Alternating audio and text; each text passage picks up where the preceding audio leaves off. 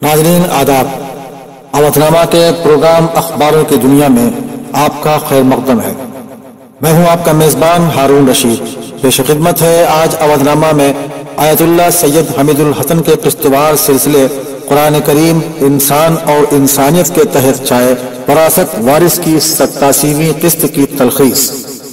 आप लिखते हैं कि वरासत और वारिस के लिए हमारी इंसानी तारीख जिन तसव्वुरात और जिन वाक़यात से भरी पड़ी है उनमें ज्यादातर माल, जायदाद, कुर्सी, इक़्तिदार, ताज तख्त, सल्तनत, हुकूमत और करीबी रिश्तों के हुकूक की दास्तानें हैं। लेकिन कुरान करीम ने और दूसरे मज़ाहिब ने भी आला शरफ इंसानी इन सब के मुकाबिल इल्मी वरासत और तहजीब व तमद्दुन में शाइस्तगी की जिंदगी को करार दिया है। आप लिखते हैं कि तारीख के वाक़यात हम सब के लिए हमेशा सबक आमोज भी होते हैं और मिसाली भी, दिलचस्प भी होते हैं और नाकाबिल फरामोश भी। लेकिन एक एक करके ये सब हमारी इंसानी तहजीबी तारीख की वो बुनियाद बनते हैं कि जिनके सबब हम आज खुद को इंसान समझते हैं, इंसान कहते हैं और इंसान कहलाते हैं। कुरान करीम ने इंसान को इस दुनिया में जिस जिंदगी गुजारने की तरफ मुतवज्जह किया है वो यही कि वो जितना चाहे इस दुनिया से फैज हासिल करे, नेमतें अपनाए, लेकिन इज्जत और अजमत का मेयार इंसान की इंसान से मोहब्बत फरामोश न करे। हम आप देखें कि हुजूर सल्लल्लाहु अलैहि वसल्लम की जिंदगी में एक वक्त ऐसा भी आया कि आपने मक्का को छोड़ा, अपने खानदान को छोड़ा, अपने बुजुर्गों के आसार को छोड़ा,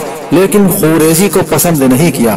जहाँ 53 साल जिंदगी गुजारी थी, जहाँ आपके तमाम बुजुर्गों ने हजारों साल से सियादत और सरदारी की जिंदगी बसर की थी, उसे सिर्फ इसलिए तर्क कर दिया कि वो सरदारी किस काम की जिसके जेर साया इंसानी खून बहे और वो जगह इंसानियत का मकतल बने।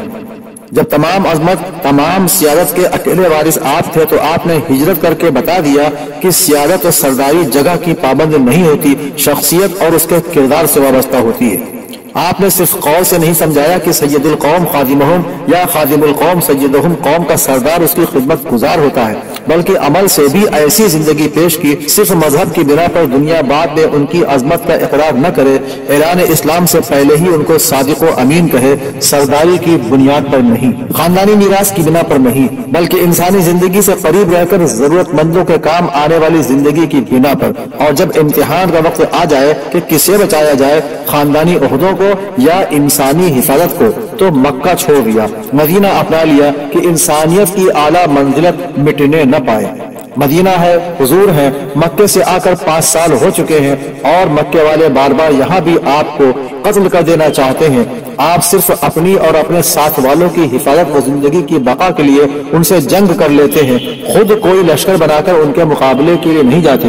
और फिर एक बार हम हुजूर के सिलसिले नसब को सामने रखते हुए एक वाक़े की तरफ मुतवज्जह करें। सन 5 हिजरी है, मक्का वाले मदीना तक आए हैं कि हुजूर को उनकी दीनी तबलीग के एवज उनके पैगाम इस्लाम की मुखालिफत में उनको कत्ल कर दें। उनमें सरे फहरिस्त कौन सा नाम है? अबू सुफियान है, वो भी ऊपर अजदाद रिसालत में से किसी की नस्ल में है। उन्हीं में अम्र बिन अब्द वुद भी है। जरा इसे देखें कि हुजूर बेटे हैं हजरत अब्दुल्लाह के, वो हजरत अब्दुल मुत्तलिब के, वो हजरत हाशिम के, वो हजरत अब्द मनाफ के, वो हजरत कुसै के, वो हजरत काब के और वो हजरत लुई के। अब इन्हीं लुई के 6 बेटे हैं, जिनमें से एक काब है, जिनकी औलाद में हुजूर और हजरत अली हैं। और इन्हीं काब के बाकी 5 भाइयों में से 7 हजीमत, हारिस, आमिर और उसामत हैं। इसमें आमिर इब्न लुई की औलाद में अमर बिन अब्दूद या अब्दवुद है, जिसके ये इब्न वरी ने लिखा। उमर बिन वुद उन्हीं लुई की औलाद में था, अरब का मशहूर बहादुर था, जिसे हजरत अली ने कत्ल कर दिया। अगर हुजूर मक्के में ही जिंदगी गुजारते तो ये कत्ल मक्के में भी हो सकता था, मगर वहाँ ये कत्ल, ये खुरेजी मालियत व जायदाद ओहदों की तकसीम से मुंसलिक कर दी जाती। मदीना मक्का से 440 किलोमीटर का फासला तय करके आने वाला अमर बिन अब्दवुद ऊपर एक ही शजर नसब में होकर भी क्यों आया और क्यों कत्ल कर दिया गया? सिर्फ इसलिए कि वो मजहबी इख्तिलाफात को कत्ल खून से हल करना चाहता था और हुजूर उससे बचकर और सबको बचाकर मदीने आ गए थे। और अब अपनी व अपनों की हिफाजत नफ्स के लिए मुकाबला जरूरी था, और उसके लिए जिसे सामने आकर अपना फरीजा अंजाम देना था वो भी हुजूर सल्लल्लाहु अलैहि वसल्लम के हर अहकाम से मुकम्मल तौर पर इत्तिफाक रखने वाले हजरत अली अलैहिस्सलाम थे। इस जंग को 2 नाम दिए गए, अहज़ाब और खंदक। दोनों दलील में कि अंदाज़े जंग या असबाब जंग क्या थे। अहज़ाब के मुख्तलिफ कबीलों को जमा कर अबू सुफियान मदीने आया कि हुजूर को और उनके साथ वालों को कत्ल कर दिया जाए, और खंदक कि हुजूर ने खुद मदीने में रहकर मदीने वालों की हिफाजत के लिए حضرت سلمان کے مشورے پر خندق کھود کر حفاظت کا انتظام کیا۔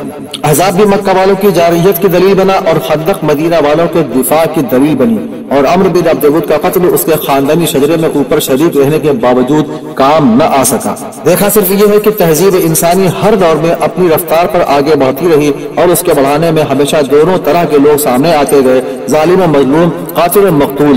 لیکن ظالم و قاتل کبھی بھی عام انسانی سماج میں سوائے نفرت و لعنت و بیزاری کے کوئی رتبہ، کوئی منزلت حاصل نہ کر سکے، اور اصل دولت عزت و محبت و شرافت و احترام ہے، سونے چاندی ہیرے جواہرات نہیں۔ آخر میں لکھتے ہیں کہ اپنے اپنے دور میں ہزاروں کی نمائندگی حضرت ابراہیم سے بھی تھی اور نمرود سے بھی، حضرت موسیٰ سے بھی تھی اور فرعون سے بھی، حضرت موسیٰ سے بھی اور قارون سے بھی، حضرت عدنان سے بھی اور بخت نصر سے بھی، حضور صلی اللہ علیہ وسلم سے بھی، اور ابو جہل و ابو سفیان اور ابو لہب اور عمر بن عبد ود سے بھی۔ لیکن ہمیشہ ہر دور میں ہر انسانی سوسائٹی میں لگا نام قابل عزت و قابل احترام ہے۔ یہ سب جانتے ہیں انسانی وراثت طاقت کے بل پر کسی کو کسی جگہ قتل کر دینے سے نہیں ملتی۔ عام انسانی سماج میں کسے کتنی عزت مل سکتی ہے، یہی حقیقی وراثت ہے، یہی واقعی دولت ہے۔